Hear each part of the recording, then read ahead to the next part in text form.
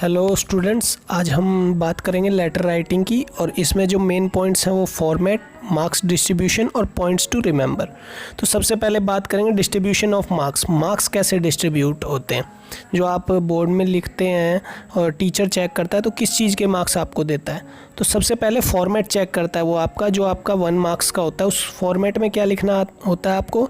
Sender का address लिखना होता है, उसके बाद स्पेस दे के डेट लिखनी होती है, रिसीवर का डेजिग्नेशन और क्या एड्रेस उसका लिखना होता है, सब्जेक्ट लिखना होता है स्पेस दे के सब्जेक्ट, और कॉम्प्लीमेंट्री क्लॉजेज वगैरह डालने होते हैं, और लास्ट में सेंडर का नेम, जो आप लेटर भेज रहा है उसका नेम। और एक इम्पोर्टेंट बात ये है कि जो आप लिखेंगे उसके बीच में स्पेस और बिल्कुल लेफ़्ट हैंड साइड से लाइन टू लाइन आना चाहिए, ठीक है। और लास्ट में मैं आपको दिखाऊंगा कि पूरा फॉर्मेट दिखाऊंगा कि कैसे लिखना है लेटर। पहले हम ये कुछ पॉइंट्स डिस्कस कर लें। उसके बाद कंटेंट, जो आप बॉडी लिखते हो वो 3 मार्क्स की होती है। जो बॉडी में होती है मेन, सैल्यूटेशन डालने के बाद जो आप लिखते हो वो 3 मार्क्स की होती है।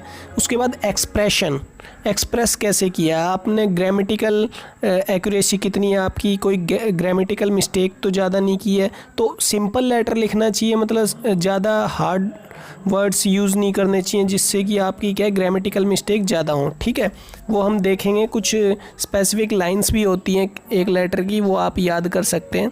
उसके बाद रिलेवेंस और आइडिया वगैरह आपको देना होता है, वो भी उसका भी 1 मार्क आपको मिलता है, 1 मार्क आपको मिलता है।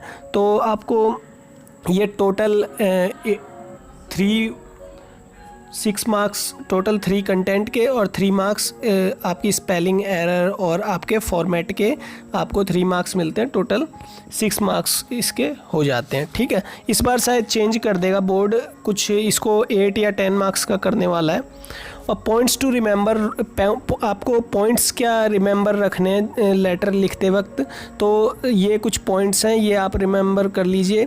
Start each new line from left hand margin, जो आपका लेफ्ट हैंड मार्जिन होता है, स्पेस छोड़ा होता है, वो लाइन टू लाइन आना चाहिए एकदम नीचे बिल्कुल, और लेफ्ट हैंड से आपको स्टार्ट करना है। कई बार क्या करता है आगे पीछे कर देते हैं, तो ना तो सेंटर से होता है ना राइट से, ओनली लेफ्ट हैंड से आपको स्टार्ट करना है और पूरा लेटर लिखना है। सीक्वेंस क्या होगा? सीक्वेंस होगा सबसे पहले, सबसे ऊपर आएगा सेंडर का एड्रेस, जो लेटर लिख रहा है, क्योंकि जो भी आप रीड करता है, मान लो मेरे पास कोई लेटर आ गया तो मैं क्या करूँगा, सबसे पहले कहाँ से आया वो चेक करूँगा, ठीक है, कि भाई ये लेटर आया कहाँ से है, तो लेटर खोलते ही तो इसलिए सबसे पहले सेंडर का एड्रेस डाला जाता है। डेट, जो आपने जिस डेट को आप लिख रहे हो, रिसीवर का फिर एड्रेस डालोगे, सैल्यूटेशन वो भी डालोगे, उसके डेजिग्नेशन और एड्रेस भी डालोगे। उसके बाद सैल्यूटेशन आप दोगे, उसके बाद सब्जेक्ट कई बार सैल्यूटेशन से ऊपर भी आ जाता है, तो इसमें कोई मिस्टेक नहीं है, आप ऊपर नीचे कर सकते हो। उसके बाद जो कंटेंट होता है, बॉडी होती है, वो 3-4 पैराज आपको लिखने होते हैं। पैराज मतलब ये लगा लो कि लगभग आपको 7 लाइन लगभग आपको लिखनी है, 6 से 7 लाइन, ठीक है। तो ये पैराज ज़्यादा दे दिए, पैराज कितने भी हो सकते हैं, मतलब 6 से 7-8 लाइन आपको देनी है। और उसके बाद पैरा 1 जो है, मतलब स्टार्टिंग में आपको इंट्रोडक्शन देना है, उसके बाद मेन आइडिया, फिर कम्प्लीमेंट्री क्लॉज। मैं आपको जल्दी इसलिए बता रहा हूँ कि आगे हम क्या ये पूरा फॉर्मेट देखने वाले हैं। तो फॉर्मेट कैसा होगा?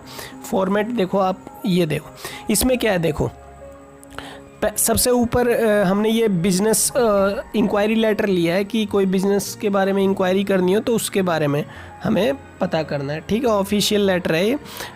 सबसे पहले सेंडर का एड्रेस आएगा। मान लो सेंडर मैं हूँ, मैंने ही कोई लेटर लिखा है तो मैं अपना एड्रेस दूंगा, सेल्फ एड्रेस दूंगा। उसके बाद मैं क्या, एड्रेस के बाद मैंने क्या डाली है, डेट डाली है। देखो डेट में क्या करना है, आपको स्पेस देना है, ठीक है। उसके बाद आपको जो रिसीवर का एड्रेस डालना है, पहले डेजिग्नेशन, द डायरेक्टर या फिर प्रिंसिपल, किसी इंस्टीट्यूट का नाम आपको डाल देना है, मतलब जहाँ पे आप भेज रहे हैं उस किस इंस्टीट्यूट के वो डायरेक्टर हैं, और उसके बाद आपको उनका एड्रेस दे देना है। मान लो हम क्या करते हैं, हम कई बार क्या है, प्लेसिंग ऑर्डर का जब लेटर लिखते हैं तो सेल्स मैनेजर डाल देते हैं कोई, फिर उसके बाद उनकी शॉप का नाम डालते हैं, तो वैसा ही कुछ है ये। तो उसके बाद क्या है, सब्जेक्ट डालना है आपको, सीकिंग इन्फॉर्मेशन अबाउट, तो ये आपको इंक्वायरी करना है, तो ये आपको क्या इन्फॉर्मेशन लेनी है। और इसलिए क्या है, आप इसे ऐसे के ऐसे क्या है रट सकते हैं। ये फॉर्मेट इसलिए दिया होता है, सीबीएसई के द्वारा दिया गया है, ताकि बच्चों को ज़्यादा, जो बच्चे कर नहीं पाते वो बच्चे इसी फॉर्मेट को याद कर लें, और जैसे ही मान लो बोर्ड में किसी से रिलेटेड आए तो बस कुछ पॉइंट्स में चेंज करके और सारा लेटर लिख दें। तो ये कुछ उन बच्चों के लिए।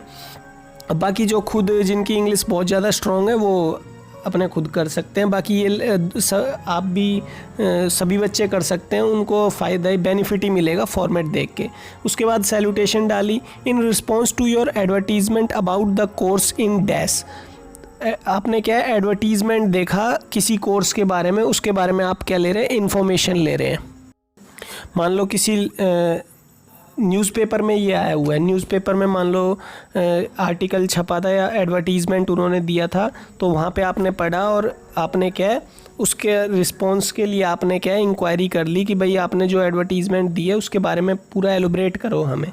I hear by seek a following information on pursuing the said course. जो आपने कोर्स का है उसके बारे में मैं कुछ इन्फॉर्मेशन चाहता हूँ, जैसे एलिजिबिलिटी क्राइटेरिया क्या है, प्रोसीजर क्या है एडमिशन की, कितना चार्ज लेगा, प्लेसमेंट की क्या अपॉर्चुनिटी है उसमें, ड्यूरेशन कितना होगा कोर्स का, फ़ी स्ट्रक्चर क्या है। तो ये सब आपको क्या पॉइंट्स डालने हैं, ठीक है। ऐसे के ऐसे ही लिख देना, इसमें कुछ चेंज नहीं करना है। I am a student of +2 मतलब 12th science stream and have a keen desire to join the course. और मेरी दृढ़ मतलब काफ़ी इच्छा है, दृढ़ इच्छा है कि मैं इसको क्या करूं, इस कोर्स को ज्वाइन करूं। After my clearing the board examination, मतलब क्या है, इन डैश मतलब समर वेकेशन में करना चाहते हो, या कि after clearing the board examination clear करने के बाद, जैसे अभी आप खाली बैठे हो, ठीक है, तो आप कर सकते हो। In case you have a detail prospectus mail the same at the earliest. जल्दी से जल्दी आप मेरे पास मेल करने की कोशिश करें, आपके पास डिटेल प्रोस्पेक्टस है तो वो आप मेरे पास भेज दें। It would help me arriving at some decision, और वो मेरी हेल्प करेगा कि मैं कोई क्या है अच्छा सा डिसीजन ले पाऊँ। Thank in anticipation your sincerely, और फिर उसके बाद आपको क्या डाल देना है, नाम डाल देना है, ठीक है। इसमें कोई चेंज नहीं करना है, कुछ पॉइंट्स हैं, स्पेसेस हैं, बस वहाँ पे आपको चीज़ें लिख देनी है, ठीक है। और बाकी आपको ऐसे का ऐसा लिख देना, चाहे किसी के